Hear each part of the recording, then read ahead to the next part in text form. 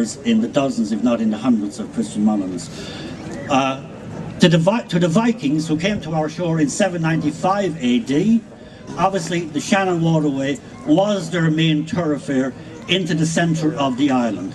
The same Vikings who founded the city of Limerick, and indeed this is the millennium of Viking versus Celt at the Battle of Clontarf, 1014.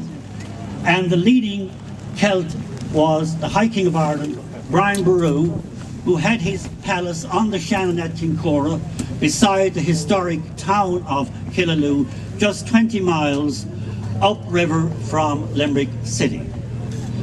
Also, the estuary was witness to and was the exit route for ship after ship of our emigrants, particularly in the 18th and 19th century.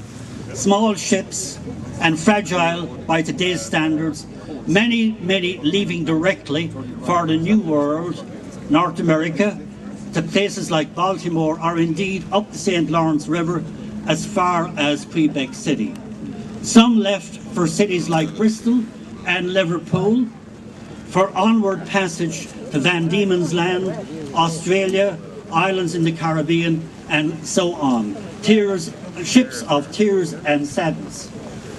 More recently, this is the centenary year of the First World War. Well, shortly before the First World War, the British North Atlantic Fleet held extensive exercises out the west coast of Ireland, using the Shannon estuary as their base. And indeed, on their departure, they donated and presented the Atlantic Fleet Cup to the nearby Adair Manor golf course, and that is still a prized annual golfing event. But today, obviously, we also recognise fully and celebrate the 75th anniversary of that first transatlantic commercial flight. Leaving New York, the Yankee Clipper, on the 8th of July 1939 at 23:30 hours, and arriving at Shannon Airport Foynes via New Brunswick and Newfoundland on the 9th of July at 12:50 hours. Let's applaud that. I mean, that's pretty historic. It was captained by Mr. L.A. Laporte, and on board were quite a number of senior executives representing the US media of the day. And I think that illustrates the incredible significance of that. I am now aware that there are flying birds overhead. I better move on. But I just want to end by saying that the Shannon Estuary today is under the jurisdiction of Shannon Foynes Port Company. We operate 6 terminals on the estuary, and we have in place significant development plans prepared in conjunction with the other local authorities surrounding the Shannon Estuary.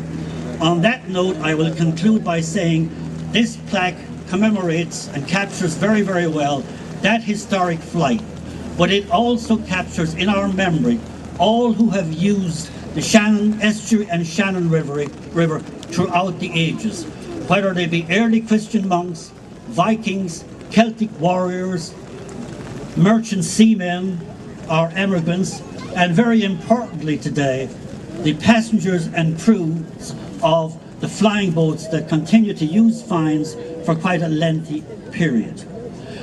The Shannon Estuary, and where we stand, has witnessed sadness, joy, tears. But today we end with celebrations, and very, very appropriately, we are celebrating many events and the history of the people who have used this waterway, and today celebrating that historic